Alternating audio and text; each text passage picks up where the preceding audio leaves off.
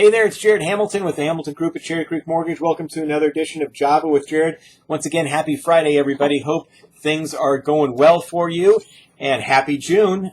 We're just a little bit less than now 30 days from half the year being over. It's pretty amazing how quickly time flies. Hopefully you've had a good first half of the year almost. And you're stacking things up for a good summer buying season. Well, rates are stacking up to be pretty good right now for this summer buying season. We did see the jobs report number come in today. That has helped interest rates. I'll talk about the specific numbers of the job report here in a second, but the bottom line is rates finished the week better than where they ended last week, and we've actually broken through some pretty important technical levels, which are boding well for interest rates, at least right now, especially if they hold. So we might see a bit of a rally where interest rates continue to improve.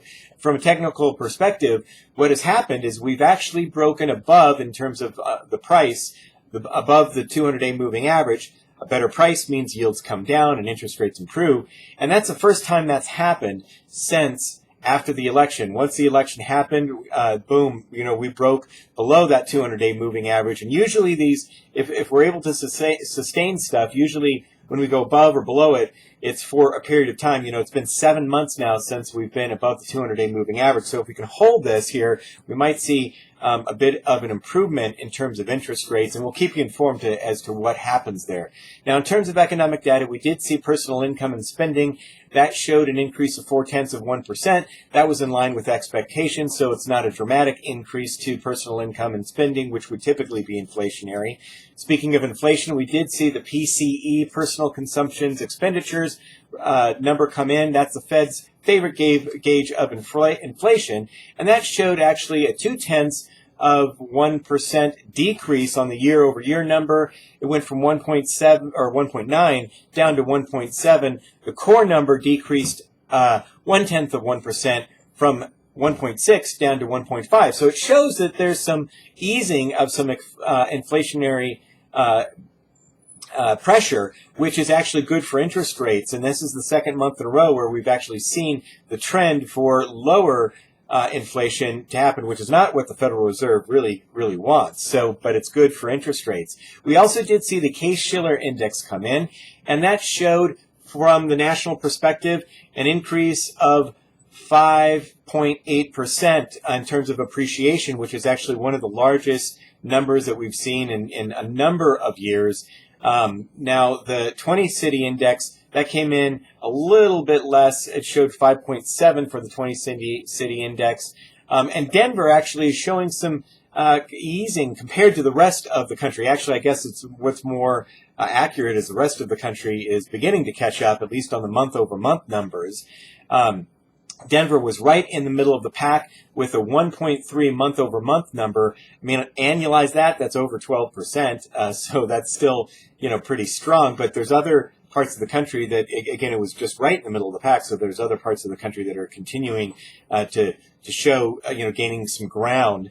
The year-over-year numbers, Denver actually dropped from 3 down to 4. So Seattle is still rocking it. Portland's doing pretty good, but Dallas eclipsed Denver. Denver's year-over-year number was 8.3. Dallas was 8.4. So again, still a real strong number, but some of the country is gaining ground on us. Well, again, the biggest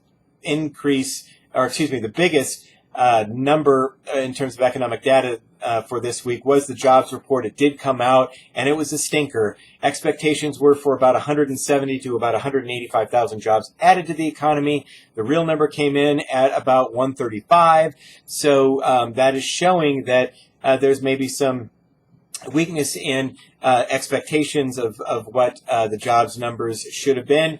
The unemployment rate actually went down to 4.3%, which is, crazy low unemployment number. But the reality is that happened because almost 500,000 people left the workforce. So that's not inflationary when people leave. But the fact that we're at such a low unemployment number, on appearance is good, but still the jobs number disappointed. That caused interest rates to rally. And so we're seeing, again, interest rates at wonderful, wonderful levels, and we're back above that 200-day moving average, which is really important. So now the Fed's in a bit of a conundrum. They meet for the Federal Reserve meeting on July 13th and 14th, and expectations are for the Federal Reserve to once again increase credit.